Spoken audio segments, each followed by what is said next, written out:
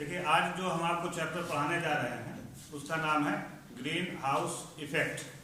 अब green house effect या हरित गृह प्रभाव, ये एक ऐसा चैप्टर है जो किसी के समझ में जल्दी से नहीं आता है। आज इसको एक बार सुन लीजिए और अगले जन्म में जब आप पैदा होंगे तो पिछले जन्म में कुछ याद रहे न रहे, लेकिन ग्रीन हाउस इफेक्ट आपको जरूर याद रहेगा। कितने लोग हैं, सबका चेहरा एक बार दिखा दीजिए। खींच लो भाई।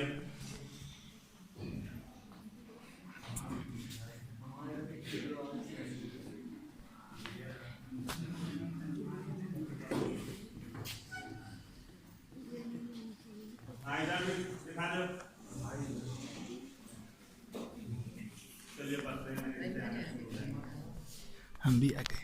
अब ग्रीन हाउस क्या है, कैसे काम करता है, इसको आप समझ लीजिए।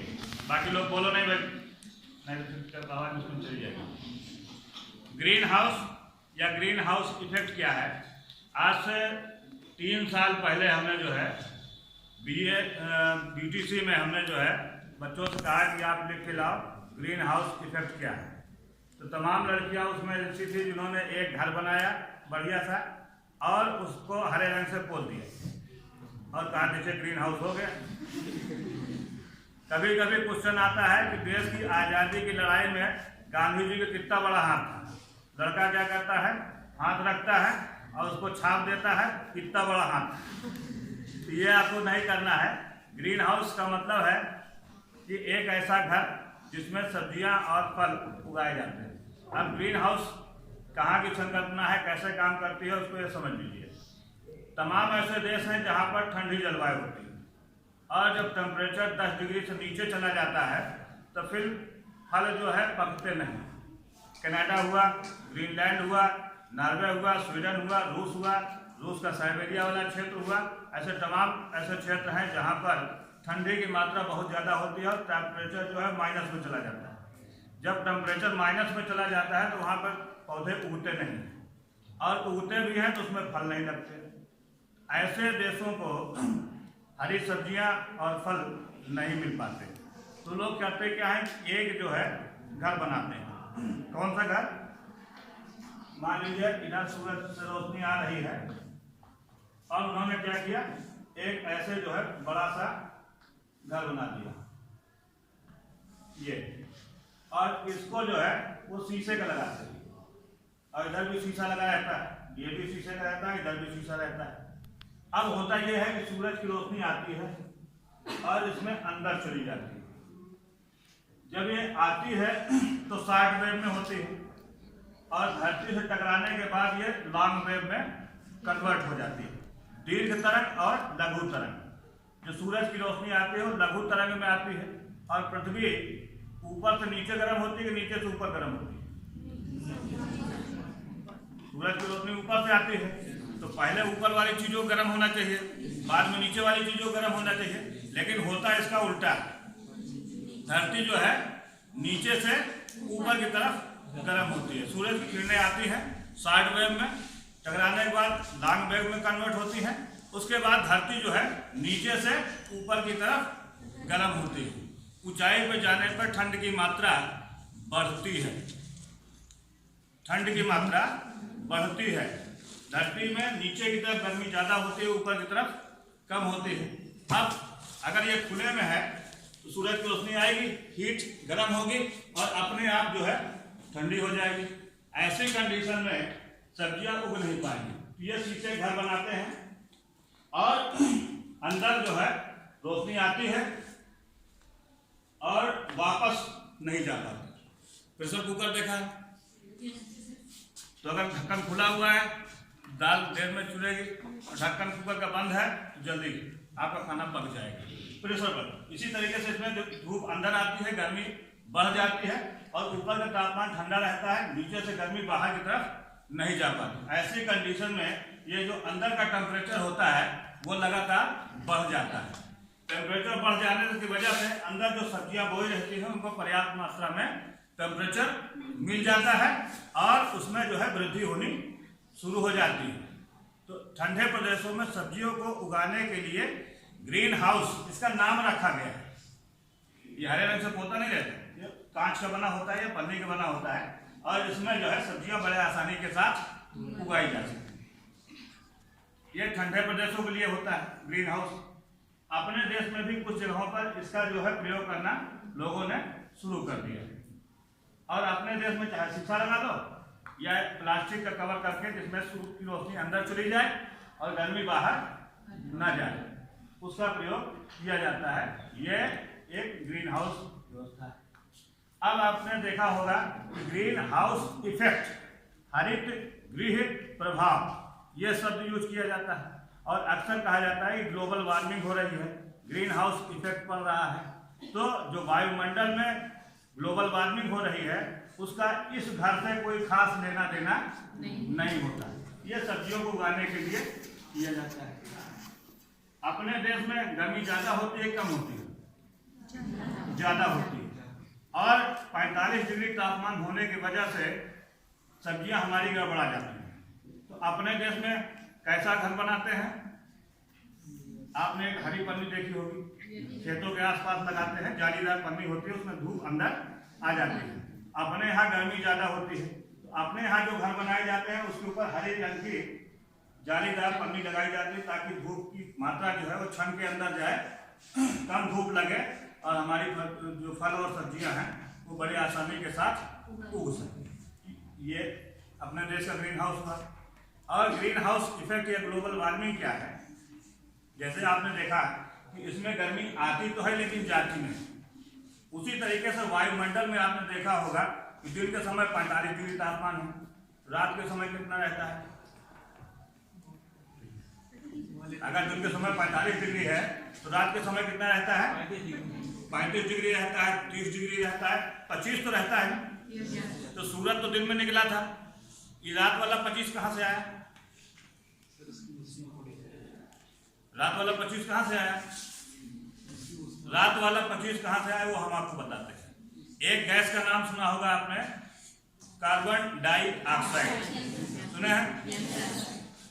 इसको हरित गृह गैस कहा जाता है। और इस पृथ्वी पर जितनी भी हरियाली है वो इसी कार्बन डाइऑक्साइड की वजह से है। और अक्सर आप लोग सुनते रहते हैं कार्बन डाइऑक्साइड बढ़ रही है, कार्बन डाइऑक्साइड बढ़ रही है, बहुत गड़बड़ हो गया। कार्बन डाइऑक्साइड गैस अच्छी गैस है खराब गैस है?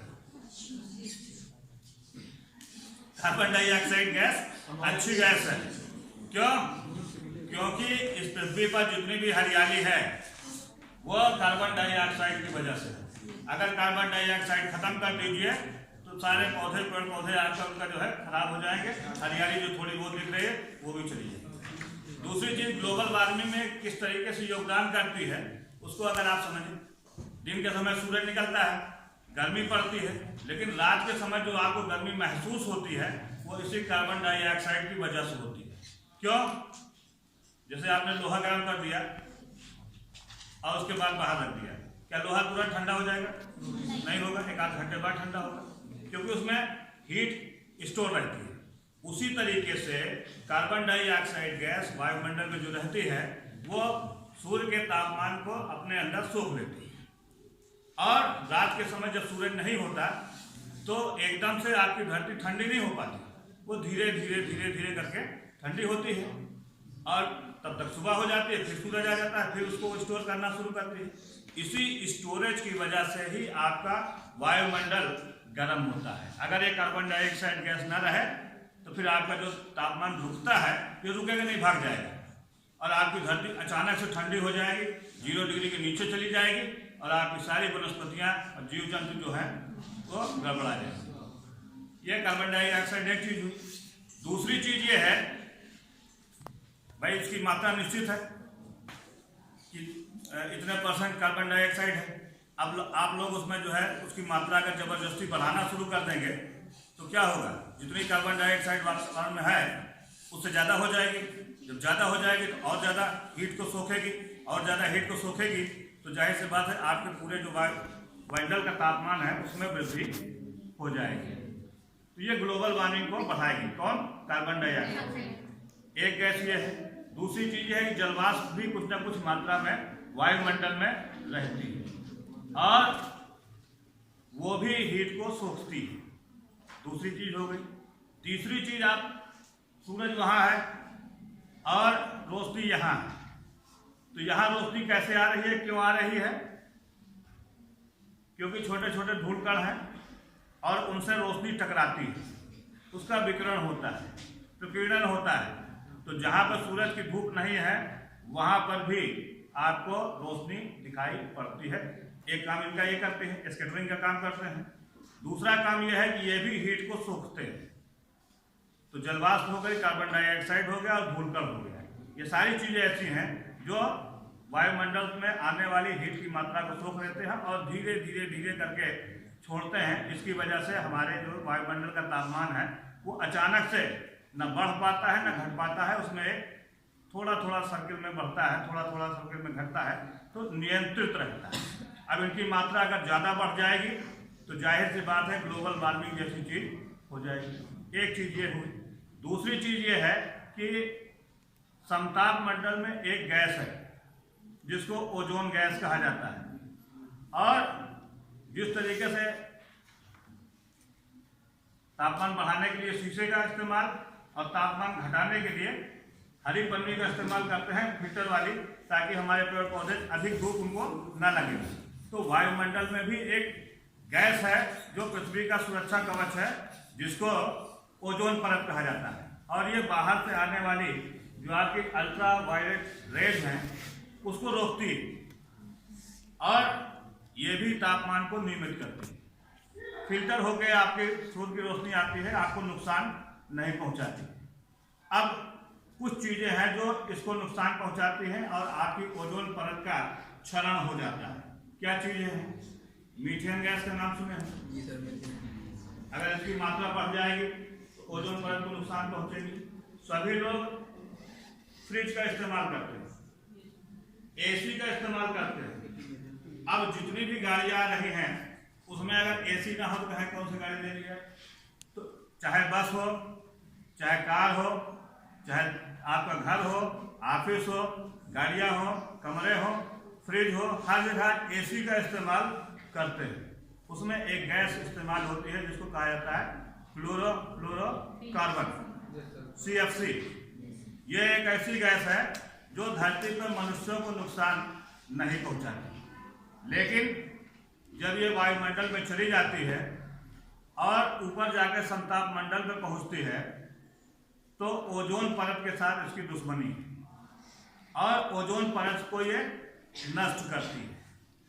इसकी वजह से ओजोन लेयर जो प्रतिदिन बनती बिगड़ती रहती है उसकी मात्रा फिक्स है, उसके कण टूटते रहते हैं लेकिन अपने आप बन भी जाते हैं। लेकिन जब उसमें ये CFC पहुंच जाती है तो उसके विखंडन की मात्रा बहुत बढ़ जाती है और उसका नतीजा ये है कि ओजोन परत आपकी धीरे धीरे करके पतली होनी शुरू हो जाती है और कुछ जगह ऐसी होती है जहां पर औद्योगिक क्रियाकलाप ज़्यादा होते हैं, उनके ऊपर की ओजोन लेयर पूरी तरीके से कभी कभी ख़त्म हो जाती है। नतीजा ये होता है कि वहां पर अल्ट्रा वायलेट रेज नीचे आना शुरू हो जाती है और ख़ास करके जो गोरी चमड़ी के लोग हैं उनको त्वचा कैंसर अल्ट्रा वायलेट रेज की वजह से होता है। वनस्पतियों पर भी प्रभाव पड़ता है, मनुष्यों के ऊपर भी प्रभाव पड़ता है और पृथ्वी का जो औसत तापमान है उसमें लगातार वृद्धि होनी शुरू हो जाती है। तो पृथ्वी का जो एक औसत तापमान है उसमें अगर वृद्धि होनी शुरू हो जाएगी, इसको कहते हैं ग्लोबल वार्मिंग। यानी पूरा जो वायु आपका ग्लोब है उसके औसत तापमान में वृद्धि हो जाएगी। अब अगर औसत तापमान में वृद्धि होगी तो उसका प्रभाव क्या पड़ेगा?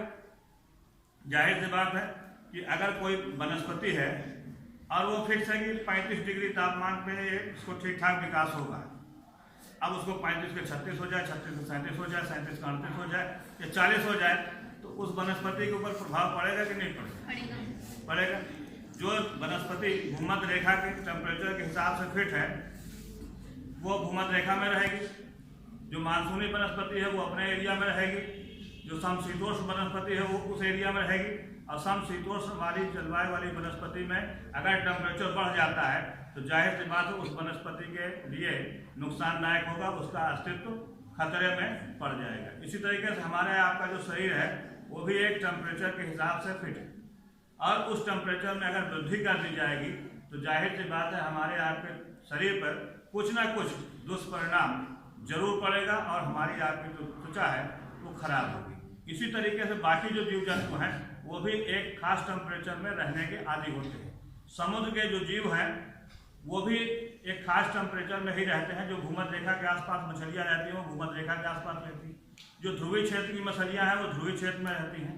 बीच वाले हिस्से की जो वनस्पतियाँ हैं मछलियाँ हैं वो बीच वाले में रहती हैं। और पृथ्वी में जितना पानी पाया जाता है उसका काफ़ी बड़ा हिस्सा उत्तरी ध्रुव, पहाड़ों की चोटियों पर और दक्षिणी ध्रुव अंटार्कटिका महाद्वीप में बर्फ के रूप में जमा हुआ है और ये पानी समुद्र तल से ऊपर है। अब अगर ग्लोबल वार्मिंग होनी शुरू हो जाएगी, औसत तापमान में वृद्धि होनी शुरू हो जाएगी, तो जाहिर सी बात है कि जो वनस्पतियाँ या जो बर्फ जमी हुई है उस बर्फ में भाई उसको यह है कि जीरो से नीचे रहेगी तो बर्फ जमी रहेगी और जैसे ही जीरो के आसपास आया या जीरो से ऊपर जाना शुरू हुआ तापमान वैसे ही बर्फ पिघलनी शुरू हो जाएगी। अब अगर बर्फ पिघलेगी तो उसका पानी कहाँ जाएगा? पानी हमेशा ढाल में भागता है ना, तो सबसे नीचे समुद्र है। तो सारा पानी जो है कोई भी नदी हिमालय से निकलती है उसका अंतिम यात्रा सीधा जाकर समुद्र में जाके वो अटैच हो जाती है। तो बर्फ अगर पिघलनी शुरू हुई तो उसका पानी कहाँ जाएगा? समुद्र में जाएगा। और अगर काफ़ी भारी मात्रा में बर्फ पिघल रही है उसका पानी लगातार समुद्र में जा रहा है तो जो द्वीप ऐसे हैं जैसे मालदीव हुआ, श्रीलंका हुआ, आपका अंडमान निकोबार द्वीप समूह हुआ, आपका मुंबई हुआ और भी इंडोनेशिया और मलेशिया, इनको बहुत छोटे छोटे द्वीप में उनकी जनसंख्या रहती है। अगर ग्लोबल वार्मिंग हुई, बर्फ पिघलनी शुरू हुई और बर्फ का पानी समुद्र में जाना शुरू हुआ तो क्या होगा? बर्फ का जो लेवल है वो ऊपर उठना शुरू हो जाएगा और बर्फ का पानी का लेवल अगर ऊपर शुरू हुआ तो जो छोटे छोटे द्वीप किनारे पर बैठे हुए हैं उनका क्या होगा? जाहिर सी बात है कि वो जल समाधि ले लेंगे, डूब जाएंगे। ये है ग्लोबल वार्मिंग। तो इसको भी ग्रीन हाउस इफेक्ट के रूप में कहा जाता है। क्यों? क्योंकि दोनों का जो प्रोसेस है वो लगभग एक जैसा है। इसमें भी टेम्परेचर बढ़ता है और वायुमंडल में जो गैसेज हैं कार्बन डाइऑक्साइड, जलवाष्प, धूलकण, उसके वजह से भी टेम्परेचर बढ़ता है। और वायुमंडल में रहने वाली जो गैसेज हैं उनका जो प्रोसेस है दोनों एक है। इसीलिए इस पूरे प्रक्रिया को ग्रीन हाउस इफेक्ट के नाम से जाना जाता है। हरित गृह प्रभाव। ये जो घर होता है ये वायुमंडल को नुकसान नहीं करता, लेकिन यही प्रोसेस वायुमंडल में भी है। उसमें भी कार्बन डाइऑक्साइड, जलवाष्प, धूलकण ये भी टेम्परेचर को ऑब्जर्व करते हैं, सोखते हैं और धीरे धीरे करके छोड़ते हैं। लेकिन अगर इनकी मात्रा में वृद्धि हो जाए, कार्बन डाइऑक्साइड की मात्रा में वृद्धि हो जाए, जलवाष्प की मात्रा में वृद्धि हो जाए, धूलकणों की मात्रा में वृद्धि हो जाए या ऊपर से जो तापमान आ रहा है ओजोन परत खराब हो जाए, क्षरण हो जाए तो उसकी मात्रा तो एक तो जो सोखने वाले हैं वो बढ़ जाएंगे और दूसरी चीज जो आ रहा है उसकी मात्रा में भी वृद्धि हो जाए। तो जब दोनों चीजें बढ़ेंगी तो जाहिर सी बात है कि पूरे ग्लोब का जो टेम्परेचर है वो बढ़ेगा और इसकी वजह से ग्लेशियर्स पिघलेंगे और समुद्र का जो जल है उसमें वृद्धि होगी और निकट जो समुद्र के तट के निकट वाले द्वीप हैं वो जल में डूब जाएंगे। जो डूबेंगे उनके साथ समस्या है, जो ऊपर रहेंगे उनका भी जो जलवायु है, वनस्पतियां हैं, उनका जो सिस्टम है वो भी डिस्टर्ब होगा और उनके ऊपर भी नुकसान होगा।